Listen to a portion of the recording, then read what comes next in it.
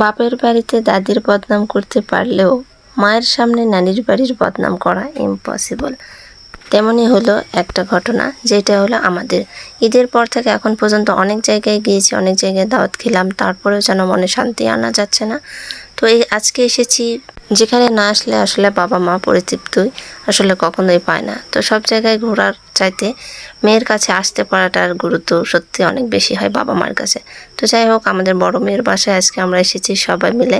যদিও জুম্মার দিন ছিল, আলহামদুলিল্লাহ, তার জন্য সকাল থেকে মোটামুটি রোদ ছিল না দেখেই নিচে চুলায় রান্না শুরু করা হয়েছে।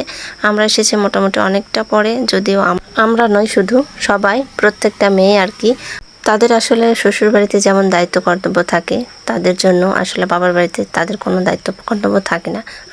আমরাও ছিলাম একসময়, আমাদের সময় এরকমটা হতো। তো যাই হোক, সব মিলে আমাদের মেয়ে আসলে কোনো কাজ করেনি কখনো, আমরা আসলে করে নেইনি। তো যাই হোক, ওদের আসলে কষ্ট হচ্ছে বিধায়, যেহেতু আমার বেয়ানও এখানে একা ছিল, এই জন্য আমি এসে একটু রান্নাবাড়ি একটু জাস্ট হেল্প করার চেষ্টা করছিলাম। মূলত যেহেতু রোদে বসেছি বলে কথা, এখানে আমার বেয়ান আমাকে একটা ব্যবস্থা করে দিয়েছে, যদিও আমাকে তারা বসতেই দিতে চায় না। তো কী করব, হাতে হাতে করলে বেশ ভালো লাগবে। আর রান্নাবাড়ি শেষ করার পরে আমি তো বসে থাকতে আর ভালো লাগতেছে না, যেহেতু কাজ শেষ। অতএব আমি একটু বাইরে থেকে ঘুরে আসি এদের পরিবেশ। এদিকে এসে দেখি এটা হচ্ছে বাড়ির উঠোন আর কি, সামনে। তো যাই হোক, এখানে জবা ফুলের বিশাল একটা গাছ আছে, এখানে কয়েকটা মুরগি পালন করা হয়েছে, এখানে রাখছে, দেখতেছি এগুলো সব বের হয়ে গেছে।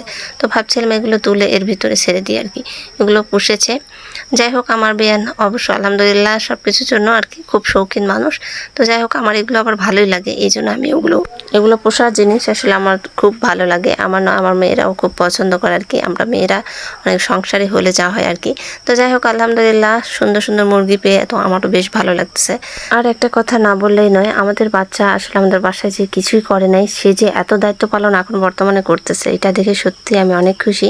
আমি তো চিন্তাও করি নাই যে আমাদের বাচ্চা এত কিছু পারবে, বা সময়ের সঙ্গে সঙ্গে আসলে মেয়েরা আমরা সত্যি অনেক কিছু পারি, বা অনেক কিছু অন্য কিছু আর কি।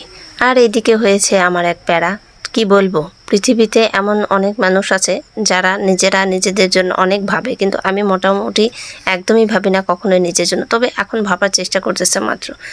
আর এই হয়েছে আমার এক প্যারা, আমি যখনই ভয়েস ওভার দিতে যাই, আমি জানি না আমার মতো হয় কারো কি না।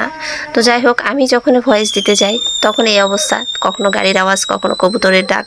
আমি জানি না আমার সঙ্গেই কেন এরকম হয়। আপনি বিশ্বাস করেন, আমি যতদূর জানি সবাই কম বেশি হোক, সবাই দরজা জানালা বন্ধ করে নিজেরা ভয়েস ওভার করে, আর আমাদের অবস্থাটা বেহাল একটা অবস্থা। তো যাই হোক, ওগুলো বাদই দিলাম। আর এদিকে এসে খাওয়া দাওয়া শুরু করেছি সবাই মিলে।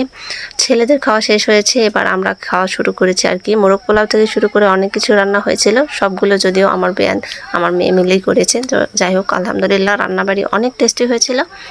এইবার যে মজার বিষয়টা হচ্ছে, এটা হচ্ছে দেখেন, আমি নিয়েছি খাওয়ার শেষ মুহূর্তে বলতে পারেন দই নিয়েছি। খাওয়ার সব কিছু শেষ করে সাইডে রেখে এবার আমি দই খাচ্ছি। যাই হোক, আমার দইয়ের উপরের পার্ট আর একদম লাস্টের পার্টটুকু খেতে খুব পছন্দ, খুব ভালো লাগে আর কি। এইদিকে নতুন আরও একটা নিয়ে এসছে, চিন্তা করেন, আমার বেয়ান।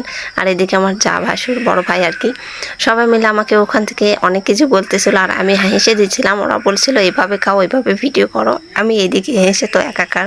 তো যাই হোক, আলহামদুলিল্লাহ সব কিছুর জন্য আজকে ছিল বেস্ট একটা দিন আমার মেয়ের বাড়িতে আর কি, বড় মেয়ের বাড়িতে এসেছি। আলহামদুলিল্লাহ সব কিছুর জন্য পান থেকে শুরু করে সব কিছু খেয়েছি। 7 আপটা জাস্ট দেখাতে পারি নাই, এই হচ্ছে লাস্ট ফিনিশিং খাওয়া।